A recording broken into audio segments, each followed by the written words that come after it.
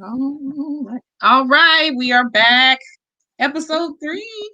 Yay, we made it to 3. So episode 3, what's the issue, sis? We all in here. How's everybody doing? Good, how are you? I'm good. I am good. All right, so today we're talking about Black relationship labels. Y'all want me to start? Because I got a lot to say. I got a lot to say. Okay. So Black relationship labels, in terms of labels like baby mama, baby daddy, old lady, whatever. Everything other than wife and husband, as LaDonna said. So I got some definitions here. Y'all know me, I'm the definition queen. Now listen, when I was researching this, I'm thinking I'm gonna see Urban Dictionary definition, right? I'm thinking I'm gonna see stuff that other people have to say on Facebook, on social media. Why is it in the Merriam-Webster dictionary? Look at your face. That's what I said. What?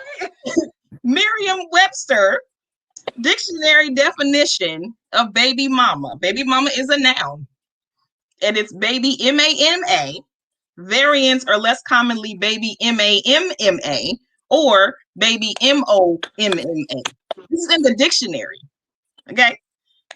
Definition of baby mama: the mother of a man's biological child, especially one who is not married to or in a long-term intimate relationship with the child's father. Now, here's the example. I beat up my baby mama's boyfriend, said Raul, when I asked him what he was in for. That's the example on the dictionary? What? Are you serious? I beat up my baby mama's boyfriend, said Raul, when I asked what he was in for. This is Merriam-Webster-Dictionary.com. What he was in for? What he was in for. Like that's jail? Okay, that's the first one.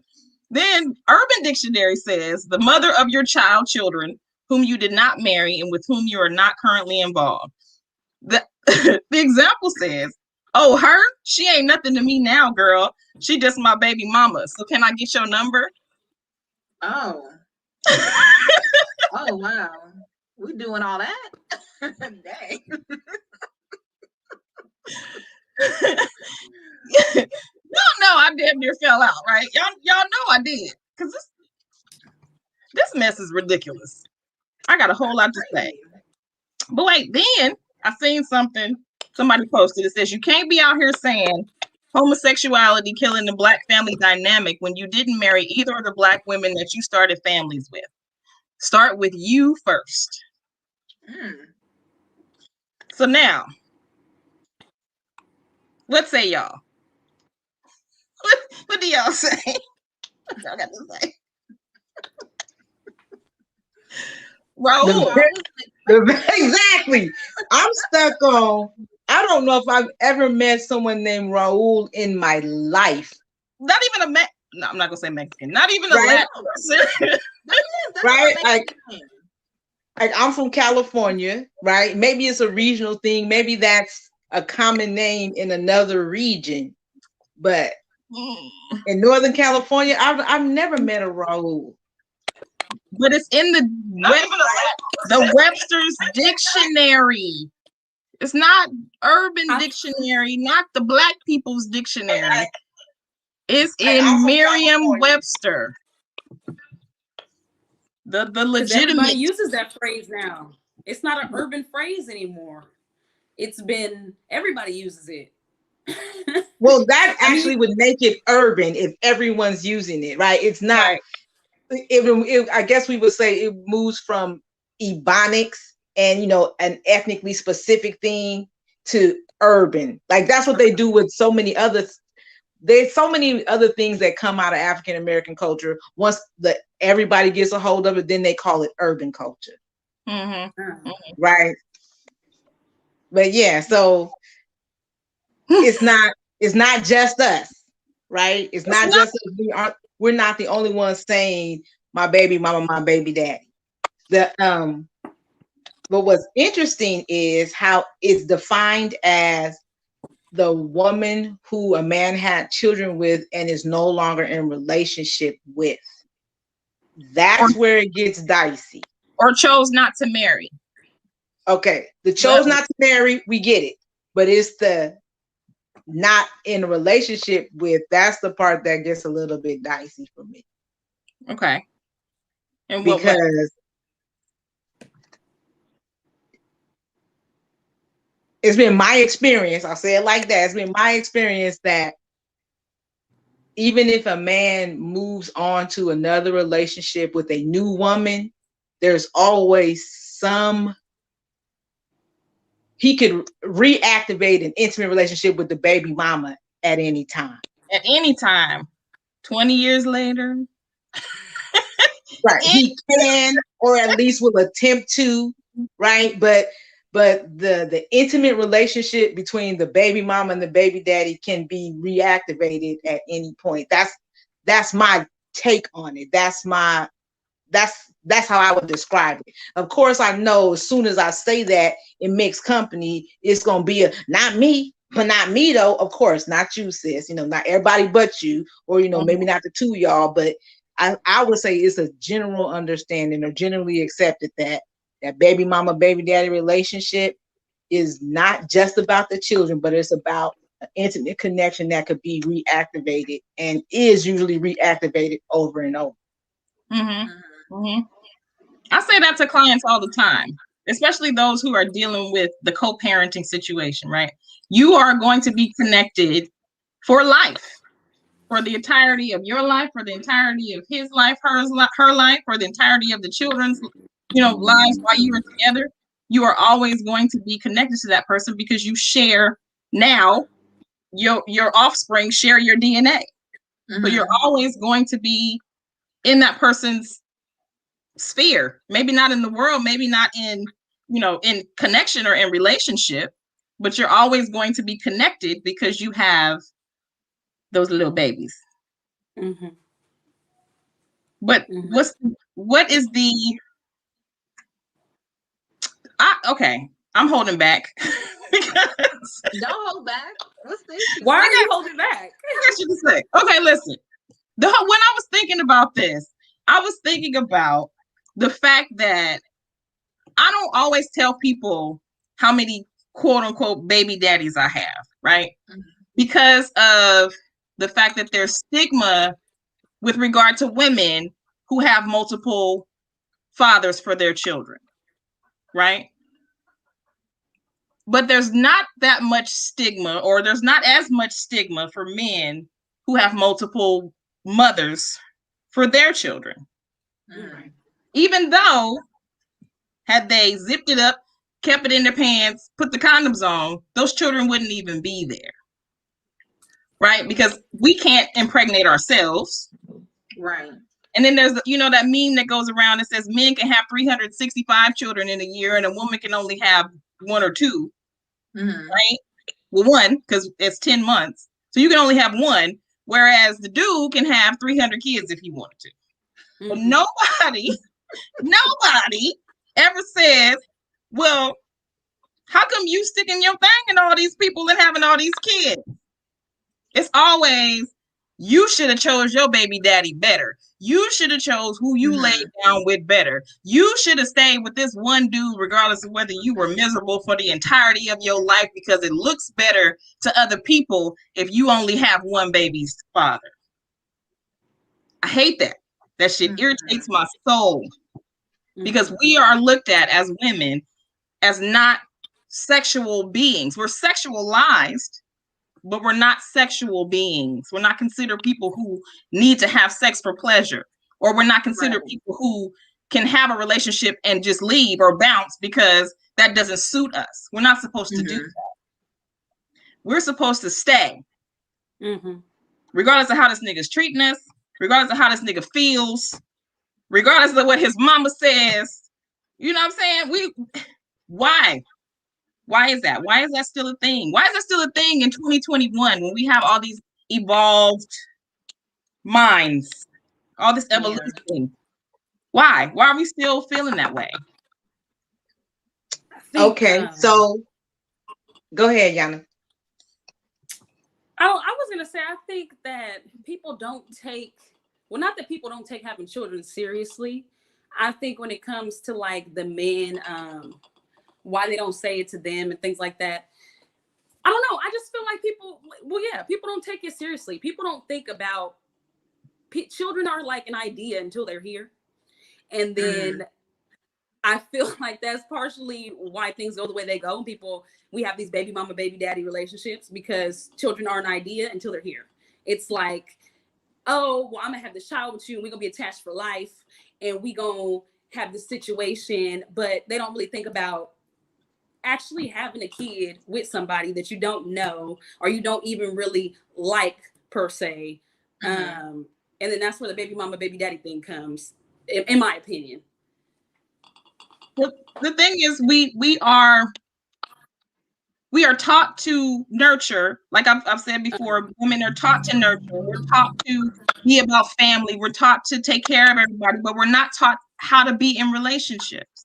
We're not taught how to be in healthy relationships. We're not taught that, yes, you can have a baby at 12, but you shouldn't, because you don't know how to get to the doctor. You don't know how to get on the bus. You don't know how you gonna go to the grocery store. You can't get a job, right? But nobody says that. Everybody says, just keep your legs closed until you're married. Nobody tells you how to do this thing. Nobody says a good relationship is this. Nobody says a healthy relationship is this. They just say. Also not many examples either.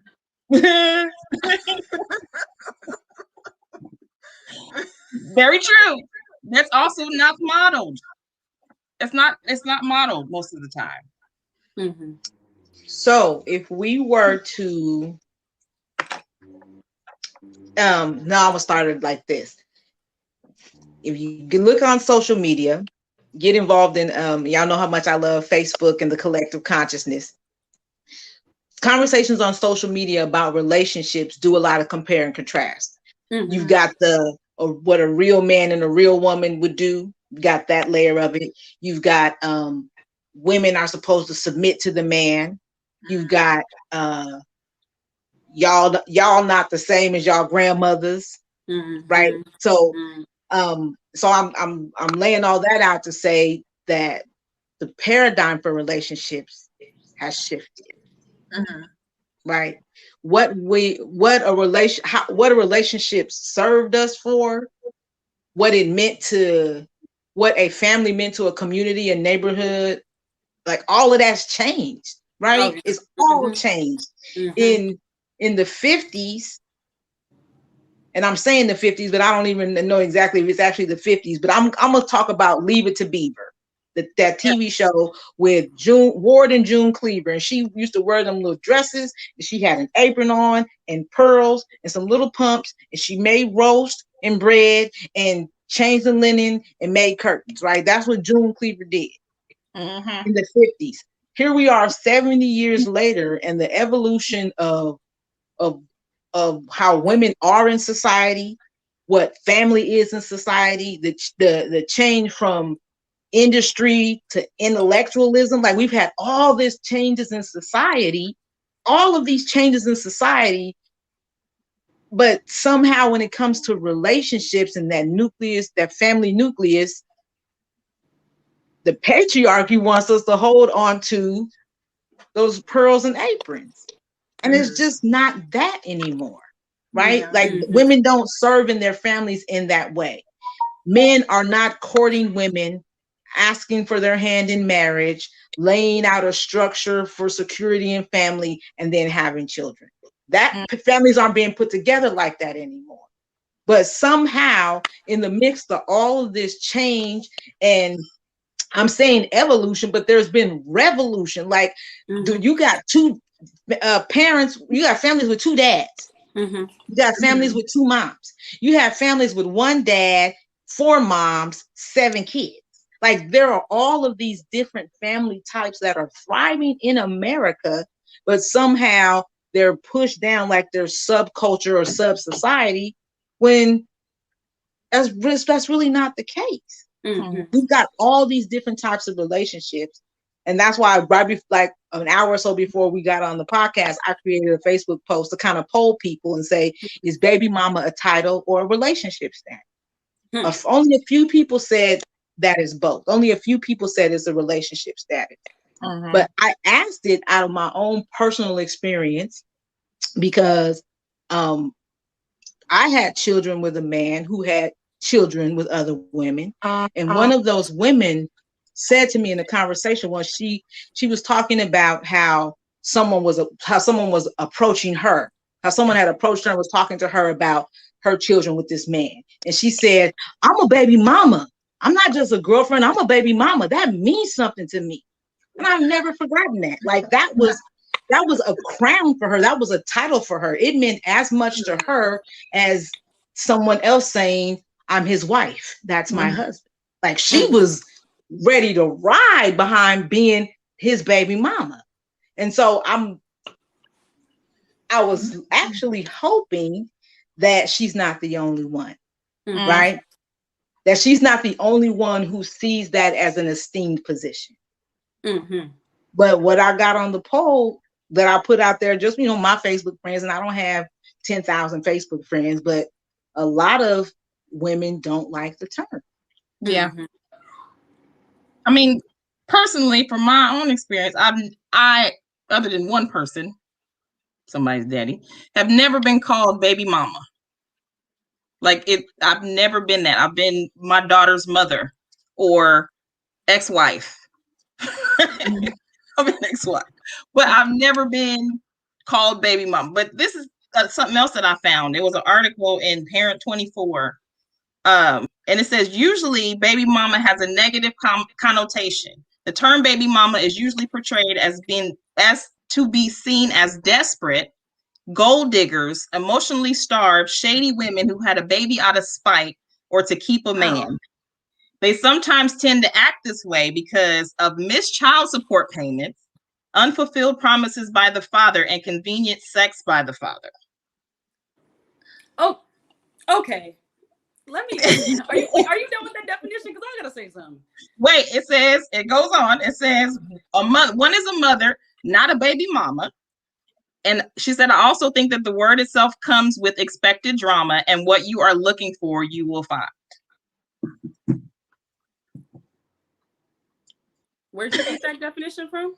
This is a story. This was an article in Parent 24. So this is going out to parents. People's parents are reading this. I find it real funny how, like you said, how the negative connotation of baby mama is on the women. And it's just another thing in how in society men get to be a certain way and they don't get to take responsibility for it. I feel like men have different baby mamas. It's a different form of polygamy that's not accepted by the women, or they think it's not accepted by the women. So they go out and get these women pregnant that they want to be in their lives. That's what I feel like. They get women, and not all of them do it on purpose, but a lot of them subconsciously do it because this is a woman that they want to be around. Or even I've had men tell me purposely that they've done that to women. They've gotten women pregnant because they don't want them to go nowhere. I want her to be here, but they don't want to take care of the kid. They just want her around, like LaDonna said, for that relationship. But you don't think about the fact that you're bringing a child into it. I feel like baby mamas is another way for men to have multiple relationships and not be committed and not do what they're supposed to do as a partner. It's for them to be attached to people and not have to really bring nothing to the table. Or the ones that do take care of their kids and they say, well, I pay my child support. You know what I mean? Because that's the biggest thing now is like, I don't have to be there. I pay my child support. Yeah, that's my baby mama. I pay my child support. And then they'll tell their kids when they get older, but I paid child support. I was there. I took care of you. I helped you. I took care of you. So yeah, I just feel like it's another way for men to have these relationships and not have the responsibility, in my opinion. It's a control thing. It's a manipulation thing. Just like you were saying about a lot of men feel like, okay, I could impregnate this woman. She's not gonna go nowhere. She's not gonna be with no other dude. She's gonna be at home waiting for me to call her, come over at 12 o'clock a.m. this, that, and the other. But it's very sad. And then you look at the woman's family, and they're looking down on her like, oh, this was your fault. Mm-hmm. How so? Yeah. When a lot of these men is popping condoms and doing all types of stuff. Yeah. Some crazy stuff. Yeah. And you know what? Speaking of that, that is now going to be illegal. They're forming a bill to make that illegal when dudes remove condoms without the knowledge of the woman. It should. That should have been illegal. So here's the thing. That's ruining lives. Right? I'm saying. That's the thing. People, it's funny because if you say something like, I didn't even know that he took the condom off and I got pregnant, then it's not, well, why did he do that? It's, well, why you let him do that? Yeah. Right. Why did you lay down with somebody who could do something like that to you? Or you need to choose better. Now, I've been told a lot of times, I don't have a good picker. Because I probably don't, which is fine, right? But because like we were talking about polygamy, if I put my collective family together, we did this the other day, and I don't know why, we just decided to do it. But if I put my collective family together, there would be 5 fathers, 13 mothers, and 27 children. Wow. Right? And in some places, y'all, that's wealth. Mm-hmm. There's some regions of the world where that would be wealth. That's a lot of people. But these are people who have relationship with each other, right? At some point, we were in love. At some point, we thought it was going to be forever. Didn't work out, got with another forever. Forever didn't work out, maybe get with another forever. But nobody is in there saying, like Mila was talking about enablers, and how the women of our family, some of them, enable our men to have multiple relationships, right? Because there's a person in our family who had three relationships going at the same time for 20 years. Everybody in the family knew it. Everybody knew who they were. Everybody knew every time he brought one of them around to not talk about the other one. But this was ongoing for years. And everybody was like cool with it. The women and the men alike. Why is that okay? It's okay for you to have multiple women, multiple children, multiple relationships, multiple situations. But the women in our family get chastised if we have more than one. Women in our family, if we have more than one child, get blasted. Why is that? Why do we never look to the source? The source is the penis. The penis is the source. I'm gonna put that on a shirt. I'm gonna put that on a shirt. Why are we never looking at the penis? Why are we never holding these penises accountable for having all these children and not taking care of them? Just like we were talking about, I believe that was last week, about men being nurtured by the women in their lives. It's because men are still on the titty. They are. Let me keep it a buck. Men are still on the titty, and they don't know how to think for themselves. So they look at their mothers, their great aunts, for advice, and they're automatically going to tell them, because they know. I feel like the women know, this such and such isn't really all that put together. So let me go ahead and try to mold him and, make him feel better and, do all this stuff and tell him a bunch of BS so he could go around and do whatever, just so he could feel good about himself. Like what Nia said. I think that's just, I'm not going to be that auntie. I'm going to tell you, listen, you acting up. You're too much. Why don't we do that? And not even, it shouldn't even be us. It should be the men telling them, you acting up. You ain't supposed to be doing that. Why would they? Huh?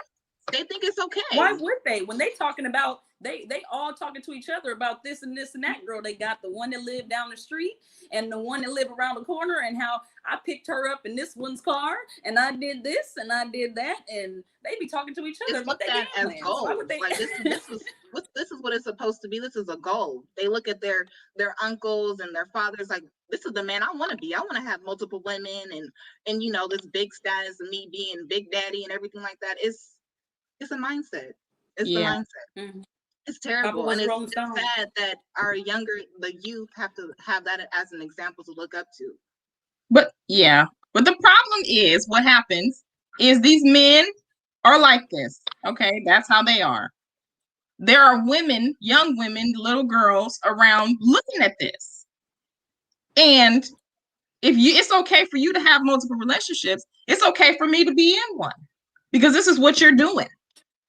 You out there having all these different women. So if I'm a side piece, that's okay, because that's what you told me was okay. It's okay for me to be the side chick. It's okay for me to be the baby mama because you got 5. But then it's like, well, no, you're supposed to do as I say, not as I do. But that's what you're modeling. That's what you're creating. So my question is, what is it about the labels and the language that makes people bristle or fight back if you say, well, why not polygamy? What is it about having a main and a side that's okay? Mm-hmm. What is it about, well, that's my other baby mama. I got 3 baby mamas. Well, not this baby daddy. I'm talking about my third son's dad, my second baby daddy. Like, we can say we can accept or tolerate someone having multiple baby mamas, someone having multiple baby daddies. We will tolerate, because we might talk some shit and frown our faces up and gossip behind somebody's back, but we still tolerate somebody who we know they main and we know 1 or 2 of their sides. Mm-hmm. But if that main and that side decide, okay, well, let's cut the shit, let's cut the lies, let's cut the competition, let's cut out the sneaking, then all of a sudden it's some type of deviant relationship. Mm-hmm. Why isn't it considered deviant when it's a main and a side? When it's a wife and some outside kids? Why isn't that deviant? Why are we married to the labels that suggest we're doing what's socially acceptable? Yeah. When you're going back to the June Cleaver idea, right? That's just an idea. Because quiet as kept, those were the worst times for domestic violence was in the 50s, right? There was more statistics about people being violated violently in the 50s than it is now. Because everything was a pretty picture. Everything was, this is the relationship. This is the relationship. Like you said, most people found out at their daddy's funeral that they got other brothers and sisters. Right? Daddy was out there. He was doing whatever he needed to do, but because he kept up the image and the facade, oh, I'm just a family man and I just go home to my 3 families, that was okay. Right? That was what it was. And for some reason, these men have created in their minds, you need to be that. You have to be the one who stays. You have to be the one who puts up with. You have to be the one who endures, because that means that you love me. Mm-hmm. But it don't mean I love you. Not at all. And then you get to be 50 years old and you single and bitter. But now you're bitter. Now I can be bitter because I've had all these dudes lying to me my entire life. You know what I just thought about? And it's kind of what Donna said earlier, like, people don't know how to have relationships. And I think that's kind of the problem in the beginning. But also, I feel like, and this is something I was talking about too, just in relation to side pieces and mains. So I have a relationship that I have been probably since I was a teenager with somebody, and we grown now, we adults. And I would say that I've been his side and I've accepted that. But I was having a conversation with somebody the other day. I think I was talking to my mom about how he chooses to compartmentalize the relationships that he's in.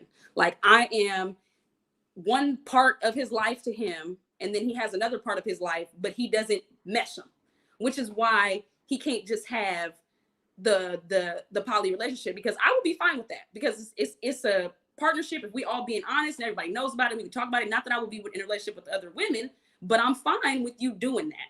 But because of the fact that he compartmentalizes it and compartmentalizes those parts of his life, and he's not honest with everybody, he's telling everybody a different story about what's happened to him and who's in his life. He won't allow all of us to come together and talk about him. You know what I mean? We can't all come together and be in the same room and have these conversations. And I think that's part of what men get scared of sometimes. The women that they are talking to, because they lie and they don't tell the truth about themselves. If the women that they are talking to are together and we're in this community, we're in this polyamorous relationship, then you can't lie. You have to be honest with everybody. And if you're not, then somebody else is going to find out in that relationship. So I kind of think that also plays a big part of it too. The different roles that men play when they with different women and the way that they lie and in their little web that they be spinning all the time. Y'all, Omar is watching. Hello. He wants to get in, so I'm gonna see if I can patch him in. But yeah, I agree with what you just said. Yeah, absolutely. So like a year ago, I made a Facebook post that said that it pretty much challenged people to consider saying my ex-wife or my ex-husband instead of my baby mama or my baby daddy. And I got pushback from people. A sister said that it's absolutely not the same thing, right? And then I got a few people saying that there's a difference between a baby mama and a wife. And my challenge is the main difference between a baby mama and a wife is really the honor and respect given to her by the man she's with. Mm. Like what else is the real difference? Mm. What else is the real difference? Especially if you still with your baby mom. If you still with your baby mama, why isn't she your wife? Yeah. Is it just because you didn't buy her a ring? Is it just because you didn't pay for a marriage license? Is it because you didn't have a wedding ceremony? Is it because you didn't walk through those processes? Or is it something inner? That is all. It's like y'all saying, it's only something that a man could define. And a brother said as much on the post that I made today. That it's in the mind of a man that determines whether a woman is his wife or not. Yeah. And so there's some things, like Rabia was saying, the things that women hear, the things that baby mamas hear is we should have picked better. And I'll push back on that because I'm trying to understand, how is it when I'm 20 years old and I meet this 21-year-old super fly young dude, how is it my responsibility to have the psychic foresight to know that at 32, he's going to quit. He's going to give up on the family. He's going to stop helping me with these kids. At 20, I'm supposed to know that by the time we get to 32, he's going to give up on the whole fatherhood thing. Mm-hmm. So not only am I supposed to preserve my virtue and be able to assess his character, his ability to provide, his ability to be emotionally compatible, and all of these other things, I'm supposed to know how long he'll be that before we ever kiss or have sex. Right. That's a lot to put on a woman. You're supposed to know all of that. That's a lot to put on a woman. That's how you pick them. That's how you do it. You're supposed to know all of that. But right. I'm supposed to know all of that. And then at the same time, then you can have this similar conversation, but depending on how much leverage it gives a man to say this piece, well, it's on a man. A man knows. Well, if he knew, why didn't he let me in on it? And why are you here now? Why didn't he let me in on it? So is it accountability that makes us play these word games with the labels? Yeah. Mm-hmm. Is it gender based? Like, how do we shift ultimately as Black people? Because this is, I'm talking about Black folks. How do we shift it? How do we raise the frequency and the vibration? How do we raise the level of honor and respect so that we ultimately save ourselves? Right? Because if we don't, we're going to just watch our community just deteriorate into no more viable families, and just a dangerous environment for children to grow up in. So how do we shift it? What words do we use? What actions do we take? Like, what do we do? I think it goes back to the healthy relationships, teaching, educating about healthy relationships, because that's never there. It's always, what your role is, right? What is your role? What are you supposed to do? What are you supposed to be doing? How are you supposed to be treating this man? It's never really how you are supposed to have a relationship with each other. What both of your roles are going to be. Are you going to decide? Nobody sits down when they get into a relationship and say, okay, look, what is our future going to look like? Right? What are we going to do from here on out? What are you going to do? What am I going to do? Are you going to work? Am I going to work? If we both work, who's going to take care of the babies? Nobody has that plan. But then there's no elders also saying, this is the type of plan that you need to have. Most of the time, the messages that we receive are, you're supposed to be a good woman. Right? You're supposed to take care of your family. You are supposed to cook and clean and work and do everything, because these men that we raise are not going to step up in that way. So you got to handle your business in order for you to keep a man. But there's no have a plan. There's no go about it this way. There's no, this is what a healthy relationship looks like. It's like Mila said, they don't even know. They have no idea what that looks like. And so we got a comment. Brandy said, and the role models that these men are brought up around. I do believe the man's mom has influence as well. Is she holding him accountable? Is she? No. Well, most of them aren't. I'm not gonna just, crap on all the mamas, but most of them don't. I don't think it's a matter of mothers being accountable. I think it's a matter of parents. I think it's a matter of we're not holding these men accountable because we haven't been taught that that's what we're supposed to do. We're taught that we're the ones that are supposed to be accountable for holding the family together. We're the ones that are supposed to make sure we do everything to keep him where he is, to make sure that he's okay, to make sure that he's doing what he needs to do. But we're not taught to be with someone who does that already. We're not taught to wait until he gets to that place. Even if you are going to be in this relationship at 21, if he's not there already, why are you even doing it? We're not told that. He needs to be in that space already in order for you to be able to have this family.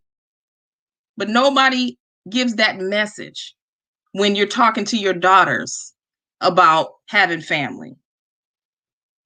And I'm even guilty of it myself. Go ahead, LaDonna. Yeah, what I was going to say is, I am a mother of a son. My son is 25 years old. We started having conversations about relationship and pregnancy when he was about 15, and he observed what was going on around him, and he decided, I'm not having kids before I'm 25. If I don't have my shit together, I'm not having no kids before I'm 25. Mm-hmm. Right? And then since that was the declaration that he made, that made it easier for me. So now the conversations we had between 18 and 25 was just, are you dating anybody? How your relationship going? Right? And when I stepped over his boundary for that, he let me know, Mom, this part really ain't your business. And at that point, I had to respect that. And I'm bringing that up because we can talk about where moms, like the last comment that said moms hold their sons accountable. I can say as much as I want to say, but once he determines I'm a man, I'm going to make my own choices and decisions. All I can hope is that his choices and decisions are informed by the wisdom that I gave. Right. Right. That's the most I can hope for, because I can't I never really figured out how to hold a person accountable in a way that didn't feel like throwing shit up in their face. It has to be there has to be some mutual respect, and it has to be an internal locus of control. It has to be something inside of them that makes them want to be accountable for their words and actions. You can't put that in somebody if it's not in them. Right.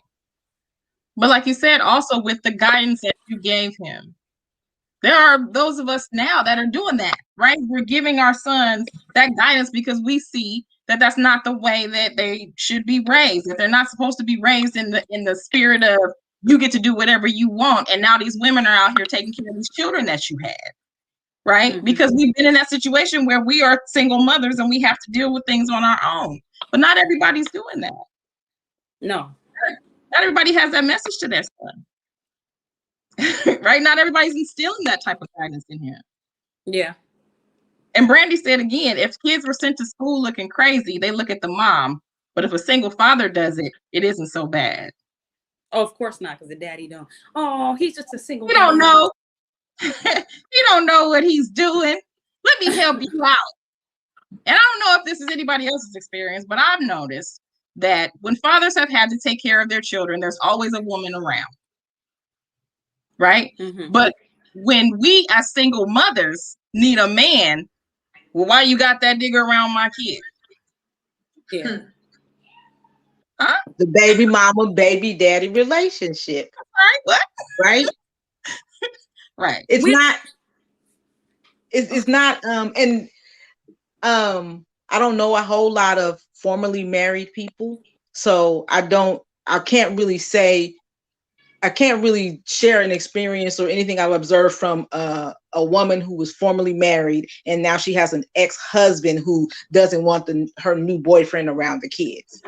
You do. Okay, so now, okay, I was hoping you would say that because I'm gonna bring it back around to what is the difference between a baby mama and a wife? What's the difference between a baby daddy and a husband? A baby daddy and an ex-husband? Baby mama and an ex-wife?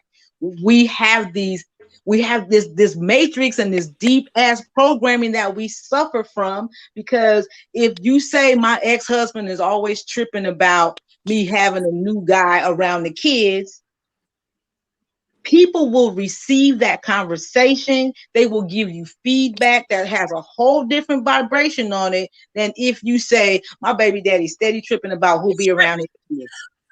My baby daddy tripping. Yeah. Right? And guess what? Your ex-husband is your baby daddy. Right. But something about the ex-husband part, it automatically commands more respect. So I like to play with words and I like to play with language because I like, I get souped up on myself sometimes, right? And I like for people to speak to the highest part of me. I like to speak to people and recognize the highest part in them. I believe that there is divinity in all of us. So if all it takes is for me to change up my language, so that shifts the energy in this conversation and you walk away feeling more honored and respected because of the way I spoke to you, then I'm going to push for us to start doing that.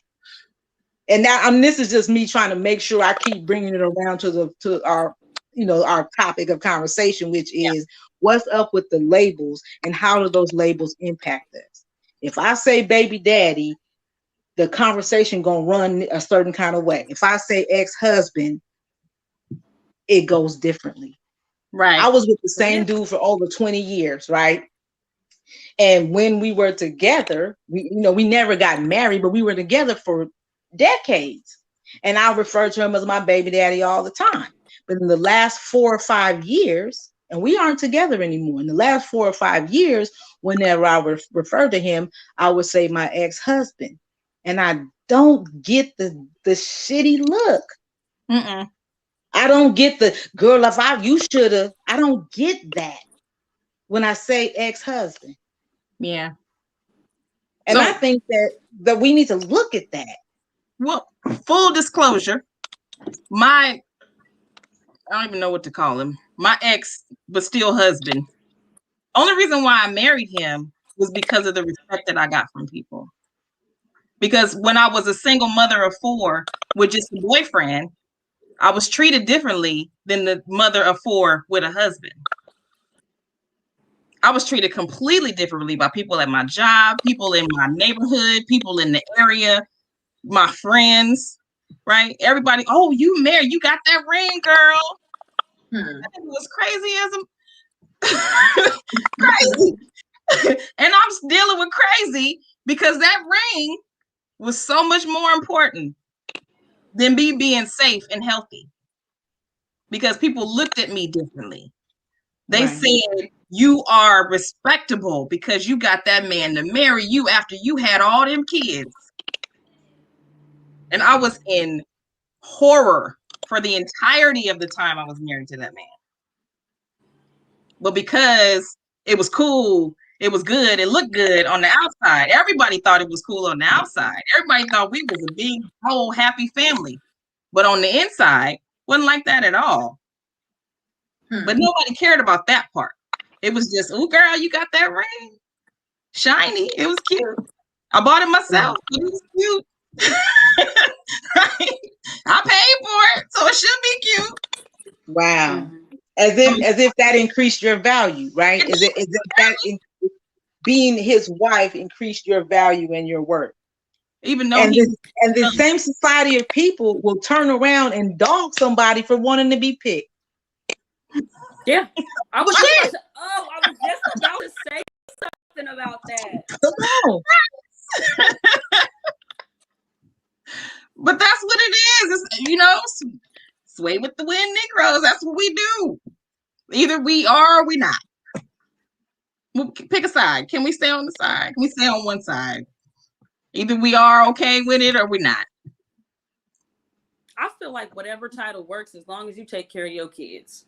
As long as, and I don't just mean financially, I mean emotionally, physically.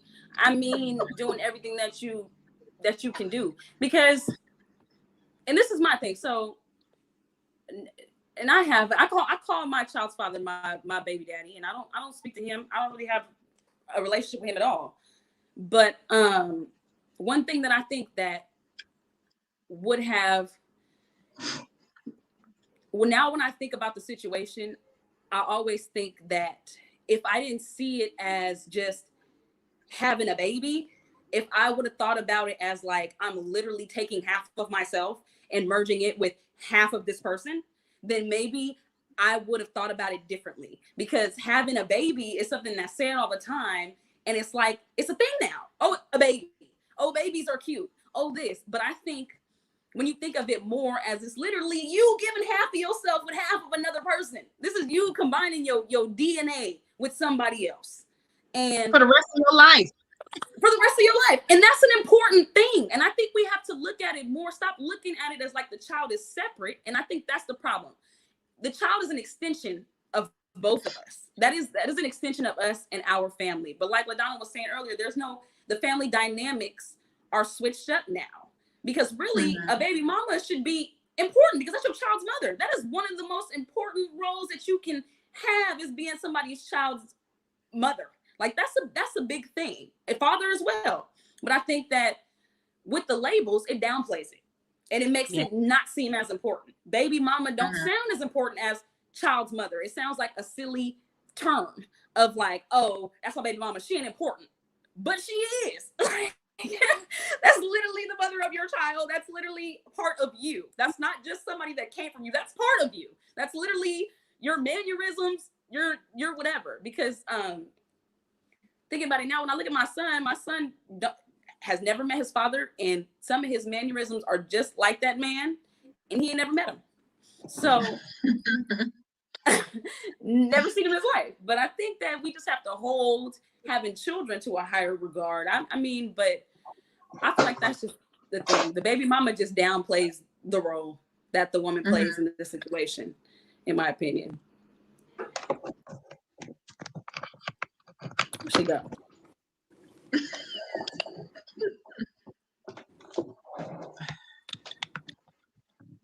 But shoot, people need to learn how to have relationships. You know, my laptop was dying. Okay, I heard what you said though. I want to say something else. I feel like relationships, until we get to a point where we teach people what having a real relationship is, there's always going to be the baby mama dynamic and different than the wife. Because, and this is unpopular opinion, I feel like now, where I am right now, and I don't want to say, this is not to hurt anybody else's opinion, we base our relationships off of love and if we like the person. And I think we should start teaching our children to base a relationship off of what your future is going to look like with this person. Do you have things in common? Do y'all want the same things? Do you want the same amount of children? Do you guys want to live in the same place? Do you guys have the same family dynamic? Because that'd be a big thing too. Like when you come from two different families, you don't really know how to navigate that either, because it's like, okay, I grew up this way and you grew up that way. And now we can be fighting over this because of this, but we love each other. You know what I mean? So we like each other and we love each other. So we gonna hold on to this and we gonna try to make this work. But I think it's the communication and just in the beginning, seeing if that person is even, if their goals in the future even match up to yours. And I think that should be the first thing in relationships. It shouldn't just be about if I like you or if I love you. It should be about where are we gonna be in 5 years? Where are we gonna be in 10 years? What are we gonna do? In 3 years, are we gonna have kids 3 years? We're gonna have a house in 3 years? And I know that sounds like that's the thing, because people be like, well, you shouldn't be talking about that before it happens. But I feel like, when do you talk about it then? When do you have that conversation with somebody? Because I feel that should be first date. I feel like we're on the same page. But we keep date conversation. If you are talking about having a long-term relationship, first date conversation. How did you grow up? What was your family like? Where did y'all go to school? Where did you live? What was going on in your family? How many uncles you got? Was it any incest? Was it any molestation? Were you molested? I'm not necessarily asking them, right? You need to know that right now, because I don't want to waste my time. I don't want to waste my time 3-4 years from now and somebody crazy. Like, because people can hold on to their crazy for a long time. One of the things that I thought was good about religion and the church is the church makes you do premarital counseling. Everybody should do that. Not even just when you're getting married, but just in relationship in general. If you plan on having a long-term relationship, you should be able to know these things. You should have these plans, like I was saying. Have these plans. Plan out your life. What is your life going to look like 2-3 years from now? Are we going to have kids? Because there was a Facebook conversation earlier about this woman that posted, I don't want to date a man without children because I don't have children. So I commented the same for me. I don't want to date a man who doesn't have children, because why would I want to do that? I have these kids. Why would I want to bring somebody into my life who doesn't understand either having children, knowing what having children is like, or if you're 45 and you don't have any kids, that means you didn't want any. So why am I going to let somebody who doesn't want kids, come around my children? How does that even sound? What does that even look like? Why would I want that to be something that I do? Why? People don't think about that. Men, they just want to, do whatever they want to do for the meanwhile. But then it's a negative thing. Well, if she got a whole bunch of kids, I don't want to date her. I wouldn't want you to date me either. I don't want you. If your comment is you got a whole bunch of kids, yeah, I sure do. So why would I want you in my house? Why? Right. I'm not desperate for a man just because I have a whole bunch of kids. I don't need you. But why would I want you around anyway? But we don't plan for relationships. Nope. Right? And I'm just gonna say general American society, because there's always there's a class system here, and I don't know any uber rich people, but I'm just gonna create this out of my imagination that people who are really well to do in that upper echelon of society, there's some planning and preparation and some introducing, some grooming for relationships, right? Yeah. I'm gonna believe that happens, whether I'm right or wrong. I'm holding that as a belief. But in general American society, and I speak on America because that's where I live, we don't plan relationships. Mm-mm. We make we do whatever it takes to make ourselves attractive to the partner to the sex that we're attracted to, right? So with same gender, opposite gender, we do what we need to do to make ourselves attractive to the gender that we want to be coupling with, right? And we hang with people who are attracted to us. Mm-hmm. And then when they're attracted to us, and then they begin to like our personalities, and we keep being around them. And now we've been around each other for a few months, and now there's sexual tension, there's sexual energy, and so we explore the sexual relationship, but there's no planning in any of that. Mm-hmm. Right. I'm 48 years old. I was in a very long-term relationship. I had 4 children. I have never been married. I'm looking to be married. And what I tell people for myself is I'm not looking to be in love. I've been in love. I've been loved. Right. I've never been taken care of. Right. Hmm. Right. Now, if I get down into it, I know that man that I spent all those years of my life with told me what I needed to do to take care of him. Mm-hmm. And I did those things. Mm-hmm. But I only asked if he might possibly consider doing what I needed that made me feel taken care of. Right. We didn't sit at a bench. We didn't sit on a blanket in the park. We didn't sit at the kitchen table. We didn't sit on the couch. We didn't sit anywhere face to face, side by side, and have a conversation about what it would feel like to be in relationship with a partner who was caring for us in a way that made us feel safe, secure, stable, and loved. Right. We need to have those conversations. And when those kind of conversations start happening with 14, 15, 16-year-olds, because that's the guidance they're receiving, right? Then we can see that there's going to be a change in society. And we can have the conversation now in our 20s, 30s, 40s, and beyond. Like, it's not just the kids. Everybody needs to be having this conversation at the same time.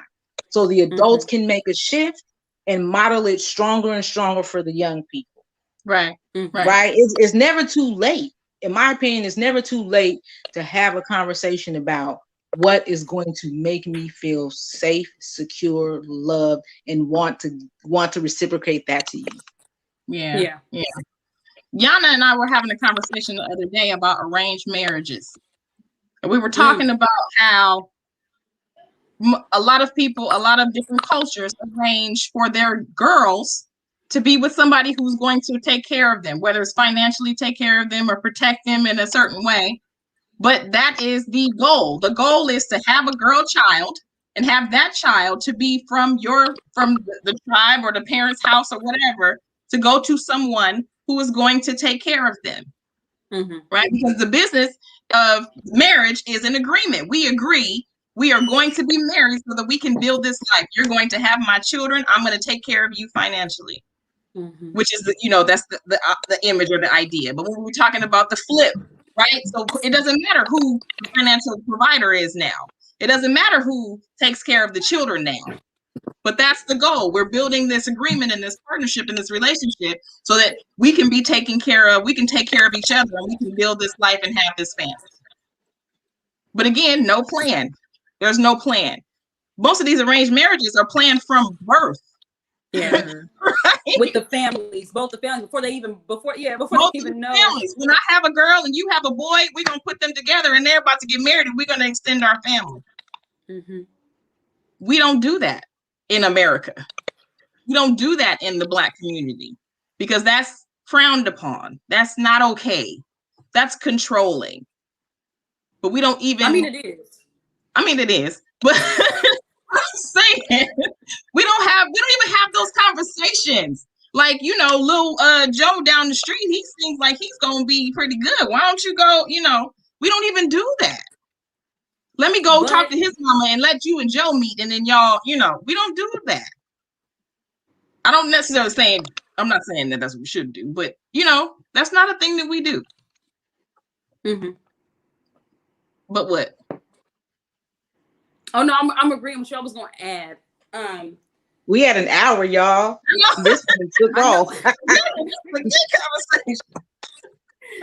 We are, huh? I agree with you though. I also wanted to add another thing about relationships. I think for my generation and a lot of people in my generation, when they don't have goals themselves or they don't have much that they are doing, they pretty much get into relationships to fill the time or to take cute Instagram pictures and stuff like that. And then they really don't have nothing in common besides that at all. And I think that's the thing too. Relationships are definitely looked at different today. They're looked at of like, oh, who can I look the cutest with on Instagram? Oh, who can I start a YouTube channel with? And it's not everybody, but this is a lot of reasons why relationships these days are starting, which I don't knock that YouTube channel thing at all. Because that's, you guys are literally providing together. But they're making money off of that. So I don't knock that. But yeah, I think it's different. I think people are having different goals. Before it used to be to have a family and to take care of a home. And now 9 times out of 10, people my age don't even know if they want to have kids or if they want to move out. It's hard. You can't really, you know what I mean? People are not thinking about that. So I feel like it used to be, okay, I want to get married, have a husband, want to move out and have our own house. Once I get married, I'll move out of my mama's house and I'm gonna go live with my husband and we are gonna have kids and we're gonna do this. And it's not really like that anymore. It's like, it's completely different. People want to be independent. They want to live by themselves. They don't want to have a partner, so to speak, but they still want people around them. And so I kind of think that's a big difference too with right now where the baby mama thing comes in, because they don't want a partner. They just want somebody to be there when they need somebody. Mm-hmm. They don't. So that's partially where a lot of it comes from. Somebody to be there when they need somebody. Mm-hmm. Doesn't matter if you messing up that girl's life. Doesn't matter if you have created this space and this ideology of a family for your children. Now your children, and this is just from like the experience with the clients that I have, most women that come to me have the idea of men don't stay. Right? So then they get into relationships as adults and they're like, well, he's gone because that's what happens. Right? We don't know how to have relationship because of what we've seen. We don't know how to be with someone and be in a relationship that fulfills us because that's not what we're told to do. We're told to get that money. We're told to get that prestigious, guy. We're told to get the cute one, whatever. But we're not given the message or the instruction, hey, get with somebody who's going to make you feel safe and secure and loved. Because that guy might not have any money. Right? Because we're under the impression that love conquers all. Love will fix our problems. Yeah. How is that possible? Because, love does not fix all the problems. And if y'all end up homeless, he can't go to the shelter with you. Right. He can't even be in there. No. This society really is ruthless on poor single men. Mm-hmm. There's this unofficial, unspoken, but ever present ideology in America. And if you a grown ass man with no money, you ain't shit. There's no help for you. You better figure something out. Yeah, especially if you're black. Especially if you're a black man, you better figure something out. Because you could be in a relationship with a good guy. You can have a woman and a man in a relationship and they are good people. They are good to each other. But if they fall on hard times financially and they have a child, there will be a place and assistance for that woman and that child. Mm-hmm. But not all three of them. That man will have to get it out the mud on his own. Yeah. So love does not conquer all. Love does not conquer all. You got to close the Bible up. You can't really apply that. You can't really apply that. Mm-hmm. Corinthians 13. And I know it's Valentine's weekend and all of that, but that love is patient, love is kind, love don't keep keep record of wrongs. Generally speaking, love doesn't. Love also does not pay your rent. It will not buy you a loaf of bread or fish. Right. So unpopular opinion, love does not exist. Oh. Oh, you gonna put that out there? Yes. Is that how we gonna go out? Just gonna say that for next week? Love is not a thing. Love, Happy on Valentine's Day. Right. Love is the word that we have been taught to use for attachment and sexual attraction. Nobody, a lot of people don't believe that. I ain't asking nobody to change their belief system, but it doesn't exist. And we say it again. Say it again, Rabia. That is the word that we have been taught to use to explain attachment and sexual attraction. You are so right. It doesn't exist. I don't agree with that. Mm-hmm. But I think we should say that in the next episode. But how do you know you love somebody? How are you asking me personally? Yes, Kahmeela. Yes. Oh, okay. Tell me, I'll go Kahmeela. ahead and tell you. I just feel like, how do you know that you love someone? It's a deeper connection. I don't base it off of looks. I don't base it off of passion. I base it off of let me just say this. How I figured out I love the person that I was with is when I actually started to care about them. When I started attachment. to feel in a no. Go ahead. Not an attachment like that, but when I actually started to care about them, like I'm going through my daily life and I'm wondering, like, wait, did this person eat? Are they okay? When they're sick, do they need me to? I don't believe that's an attachment, though. But I understand what you're saying. Like it's a deeper connection. I get it. The connection is there. Yes, that is absolutely very true. But the same connection you have for him should be the same connection you have for me. Should be the same connection you have for your mother. Should be the same connection you have for other people in your family. The thing is, the word has taken on such a meaning that if you don't have that word, then that attachment for some people is not there. That care for some people is not there. If you don't tell me that you love me, that must mean that you don't even like me, or that must mean that we're not supposed to be together because you don't love me. If you don't say the word, what happened to the 10 years that we've been together building? Because you don't tell me that you love me. That love is there still, or it's not, depending on your relationship. So what do you think we should call it then? If not love, then what is it? Maybe we should come up with a new word. Let's do that. I mean, well, you don't want to come up with a new word because then that's a new word. So let's have that be our next show. What are we gonna talk about? What is love? What is love versus attachment versus family versus, because that whole I love you, but I'm not in love with you. I have love for you. I got love for you. LUV you, but not LOVE you. Right? It don't really matter. It don't matter, because sexual attraction and attachment. Because the difference between the love that you have for your partner and the love that you have for your mama is sex. Yep. That's true. That's the difference. Yep. That's true.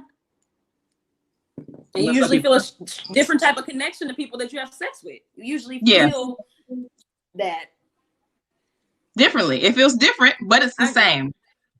It's the same type of attachment. You have a deep connection, Mila, a deep connection attachment to this person. Right. Because of the relationship that you have with them. And that could be with your baby mama, baby daddy too. You have a connection. Your connection is your children. Love doesn't exist. I don't know about doesn't exist. I don't know about doesn't exist, but I agree that it's more of an idea than the word doesn't. than a feeling sometimes. Yeah. Okay. Any last words, Kahmeela? I'm gonna save my thoughts and concerns for the next episode. For the next Stay episode. tuned. All right. Any last words? Anybody else? LaDonna? No, I think I've said all my stuff a few times. I think we need to look at the labels that we are comfortable using and challenge ourselves to find ways to use the most honorable and respectful language that we can as it relates to our partners and former partners. I absolutely agree. All right, on that, we are out. Thank you, ladies. I love y'all. That was a good show. All right, bye, everybody who's watching. Bye. Everybody was still watching. I know. Shout We have out to everybody's an hour. Okay. All right, bye, everybody.